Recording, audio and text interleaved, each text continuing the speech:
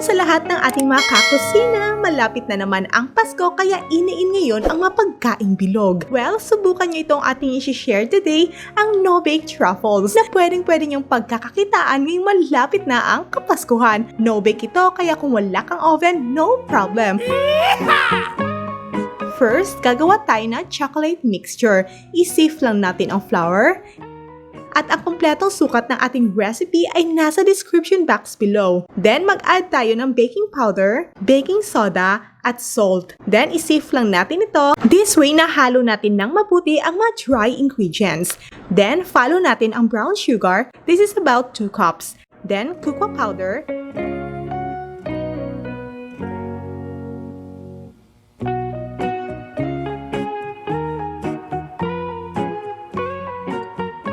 Next is, lagyan natin ito ng water. Tap water lang ito, hindi malamig at hindi rin warm.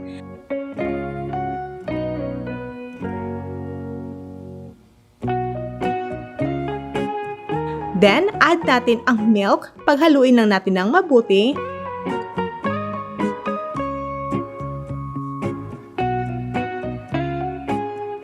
Then, lagyan natin ng corn oil or you can use canola or any other cooking oil. I-mix na natin ito until smooth. Then, follow natin ang white vinegar. Mix it well until well blend at wala ng mga lumps. Ilalagay ko ang written recipe natin on the description box below. Then, ilalagay na natin ito sa ating molder. Then, tap to remove some excess bubbles. Then, atin na itong lulutuin sa ating improvised oven gamit ang kawali. Takpan lang natin ito at hayaang maluto over very low fire for about 30 to 40 minutes.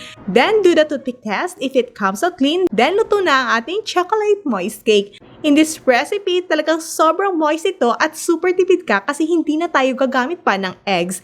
At dito sa ating big size na loaf pan, total cost ito is only 50 pesos at nasa upper right of this video ang link kung gaano ito ka-moist.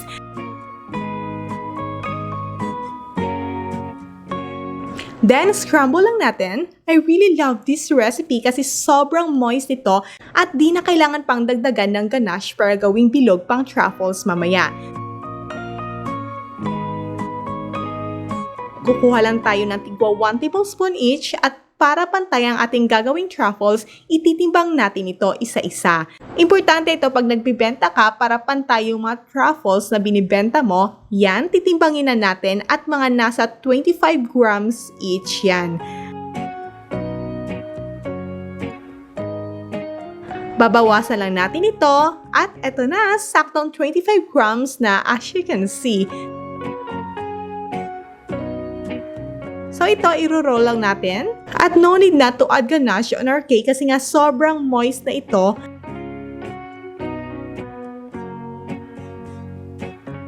At yan, ilalagay na natin ito sa ating plate. Then, same lang din ang gagawin natin until maubos ito. Ito, saktong 25 grams. Then, i-roll lang natin. Yan, up to the last one. Ito, para mas madali at di ka mahirapan sa pag-roll isa-isa, minsan kasi hindi pantay yan, pwede nyo din itong i-press yan dito sa ating tablespoon.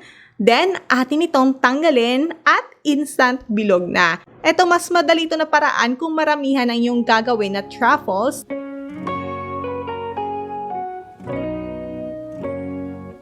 At ito na guys, we're down to our last one.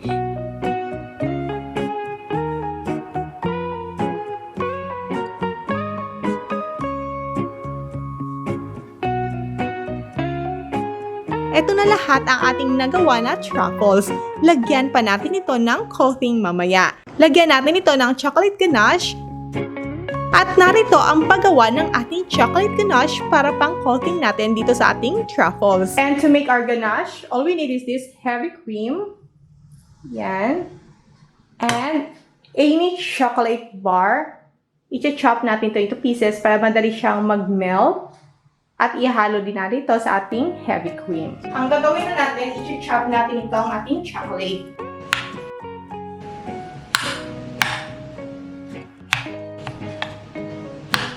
There.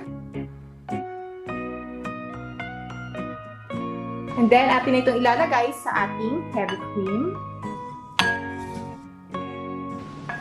And we will add 1 teaspoon of butter. And in a separate bowl, yan, lagyan lang natin to ng hot water. And then, ilagay na natin ang ating ganache mixture. Ipatong na natin ito and we let it melt for about 2 minutes. And after a few minutes, yan na, melt na yung ating chocolate. Then, atin lang itong i-mix.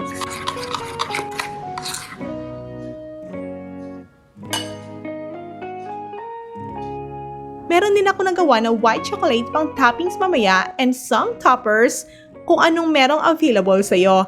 Yan guys, meron din ako ditong druggies para mas colorful at gawin natin itong assorted. Dito guys, lagyan ko lang ito ng wrapper isa-isa.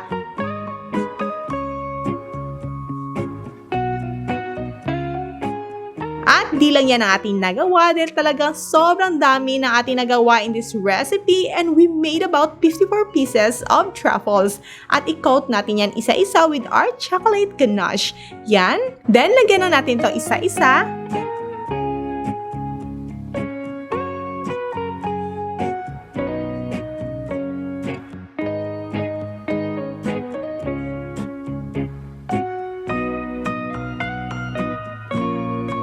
At dito, lagyan na natin ng sprinkles.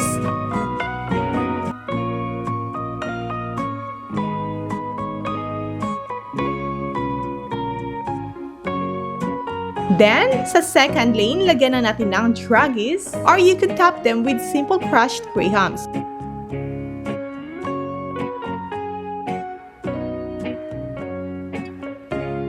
Then dito, pwede natin lagyan ito ng kung anong meron kayong toppers na available sa'yo or top it with white chocolate, just any design you could think guys. So eto na our assorted truffles. Sobrang dali lang, di ba? And now, ilalagay na natin ito sa ating clear packs.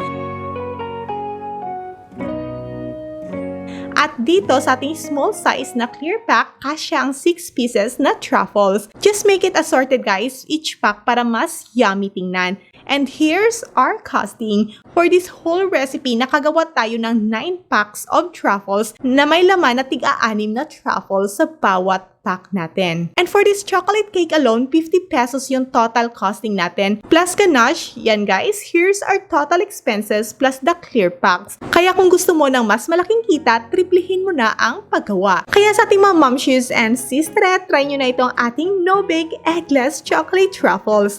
Next is, gagawa naman tayo ng isa na namang pang-negosyo recipe. Kaya huwag kalimutang i-click ang notification bell at mag-upload tayo every Wednesday and Saturday. Kaya kita-kits on our next video. Thank you so much and enjoy cooking!